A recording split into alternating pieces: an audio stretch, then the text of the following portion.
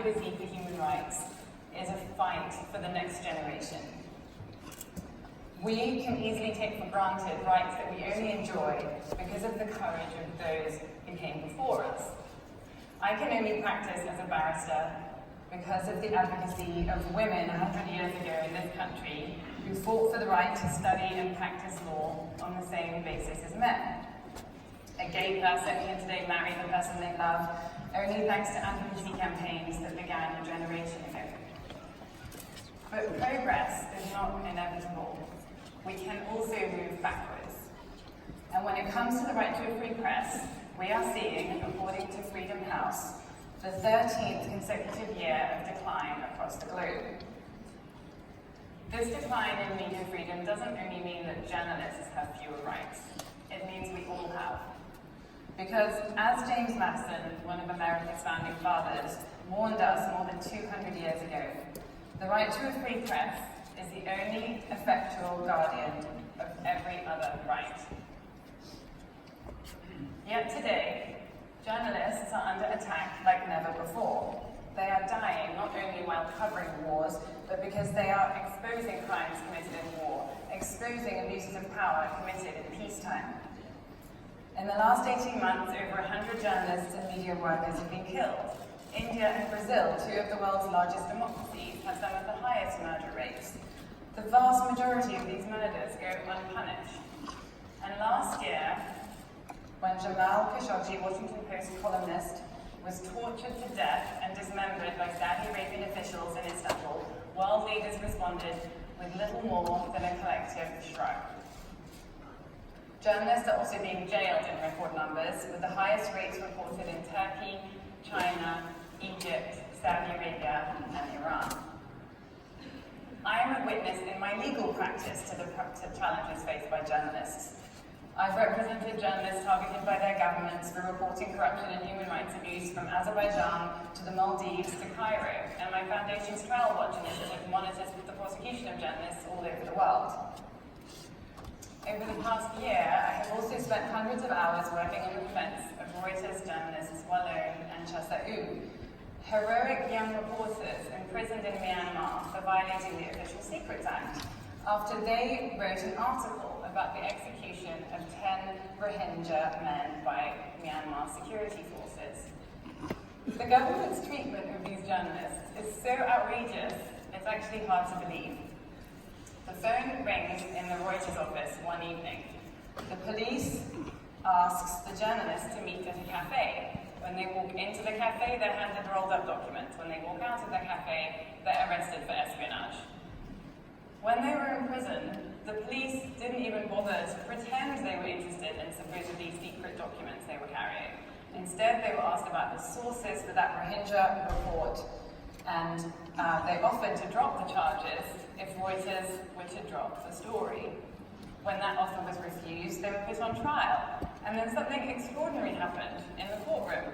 A police officer called by the prosecution to testify against them confessed that the journalist's arrest was a setup. But the judges convicted them anyway, and they were sentenced to 7 years imprisonment. It took over a year to secure a pardon for the Reuters journalists, but on the 6th of May, they walked out of the prison gates to be reunited with their wives and baby daughters, one of whom, baby Angel, was born while her father was in prison. And 6 weeks ago, they went to New York, because they were awarded the Pulitzer Prize for that Rohingya report.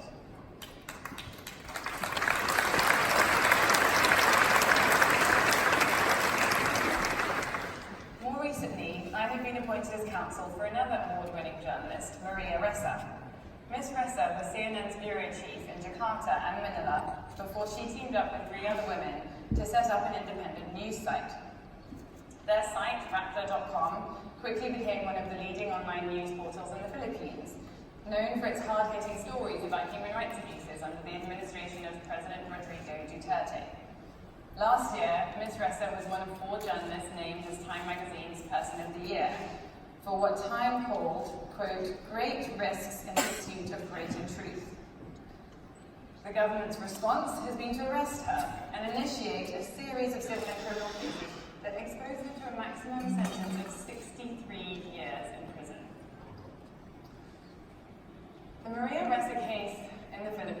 like the Reuters case in Myanmar, exposes a cruel irony that I see time and time again in my work. Journalists who expose abuses face arrest, while those who commit the abuses do so with impunity. Crimes allegedly committed by the authorities in Myanmar and the Philippines are currently being examined by the prosecutor of the International Criminal Court. Yet so far, it's only the reporters going to jail. Now you may think that these problems only affect people in far-off lands, but you would be wrong. These problems are global, and they exist even in countries that otherwise have a strong tradition of free speech. No region is untouched. For instance, many people don't know that journalists have been murdered because they are journalists, even in Europe, in places like Malta and Slovakia. Australia's Parliament just launched an inquiry into press freedom after police raided Sydney headquarters of the ABC News channel, alleging that classified material was used in a report on killings by Australian forces in Afghanistan. In this country, 2 journalists were recently arrested for using a leaked Ombudsman report in a documentary alleging police collusion in a murder in Northern Ireland during the Troubles. And the indictment against WikiLeaks founder Julian Assange has alarmed journalists at newspapers around the world, including the New York Times, the Washington Post, the Wall Street Journal, and the Guardian, because, as the editor of the Washington Post has put it, it, quote, criminalizes common practices in journalism that have long served the public interest. With many governments also insulting and threatening journalists and seeking to throttle media organizations through strict controls on ownership, licensing, and online activity, we have reached the point where there are few places in the world where journalists are not surveilled, harassed, disenfranchised, or subject to self-censorship. I should not need to explain to this audience why this is so consequential. In the last story that Jamal Khashoggi wrote in the Washington Post, he lamented the fact that the vast majority of countries in the Arab world lack a free press, and that as a result, millions of Arabs are either uninformed or misinformed. This is true in other parts of the world as well, meaning democracy cannot work, meaning progress is restrained or thwarted, and human rights abuse, any abuse, can occur in the dark. So it is clear that the challenges to media freedom are urgent, and they are global. But an international campaign like the one being launched today can only bring about positive change if governments are willing to pay more than lip service to the ideal of media freedom. All governments say they support press freedom. The right is even enshrined in North Korea's constitution. What matters is enforcement of that right, and enforcement depends on states. So I am grateful to the Foreign Secretary, Jeremy Hunt, and to Foreign Minister Chrystia Freeland for bringing us all here today. I'm grateful for their assistance in cases where I have represented detained journalists. And I'm grateful that today they are shining a light on the importance of media freedom around the world. But my message to all the ministers who are here is that signing pledges and making speeches is not enough. They must make sure that their laws respect media freedom, and that their police, prosecutors, judges, and citizens do the same. States must ensure that when a journalist is attacked, this crime is investigated, and that those responsible are held to account. States should ensure that when a journalist is detained, they have access to legal counsel and open monitoring of their trial. States can provide more robust consular assistance when their nationals are arrested abroad for their reporting. They can provide special visas for persecuted journalists who need asylum, and they can impose targeted sanctions and other penalties on states that try to silence critical speech by detaining or killing journalists. States can make a concrete commitment today by contributing to the Global Media Defense Fund that has been established to help journalists access legal assistance and training. And I hope they will support the work of the new independent international legal panel that I will introduce tomorrow.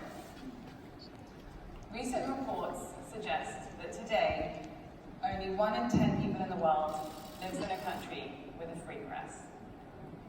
And today, the country of James Madison has a leader who vilifies the media, making honest journalists all over the world more vulnerable to abuse. With authoritarianism, isolationism, and nationalism gaining ground, The relevance of international institutions and respect for international norms are seriously in question. I believe it is this crisis of the international rule of law that makes this initiative compelling. It is compelling not because the international system works, but because it is broken. So we need groups of like-minded states that will move forward on one issue, even if they are paralyzed on others. That is why I am supporting this campaign, and I look forward to working with many of you to see